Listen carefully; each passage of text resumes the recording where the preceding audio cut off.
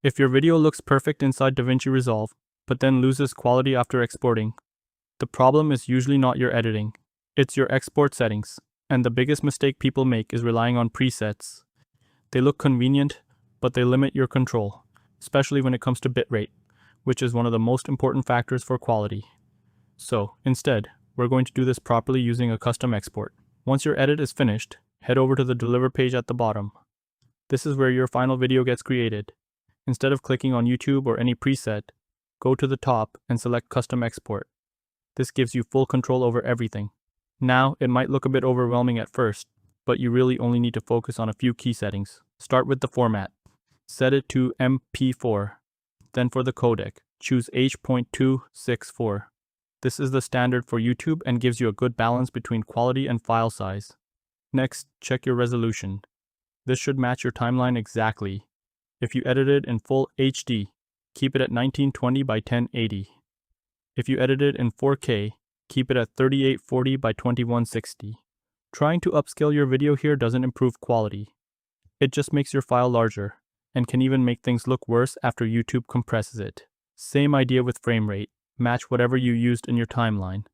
If you shot and edited at 30 frames per second, export at 30. If it's 60, keep it at 60. Now this is where things really matter.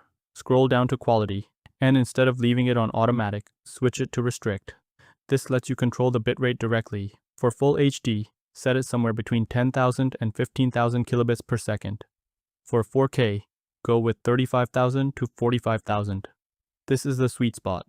If you go too low, your video will look soft and compressed. If you go too high, you're just increasing file size with no real visual benefit. YouTube is going to compress your video anyway, so you're aiming for efficiency, not extremes. As you scroll further down, you'll see more advanced settings. This is where most beginners start changing things they don't need to touch. Keep it simple. Set your encoding profile to high and leave keyframes on automatic. That's more than enough for clean, professional results. Now switch over to audio. Set the format to AAC and the bitrate to 320 kilobits per second. This keeps your audio clear and full, especially if you're using voiceover or music. At the top, give your file a proper name and choose your export location. It sounds small, but staying organized here saves you a lot of time later.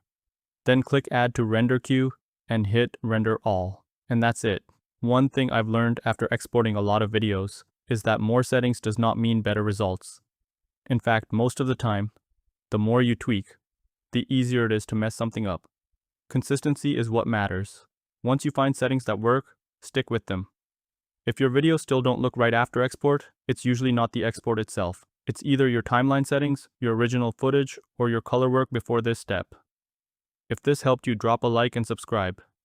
And if you want your videos to actually stand out before exporting, the next thing you should learn is color correction.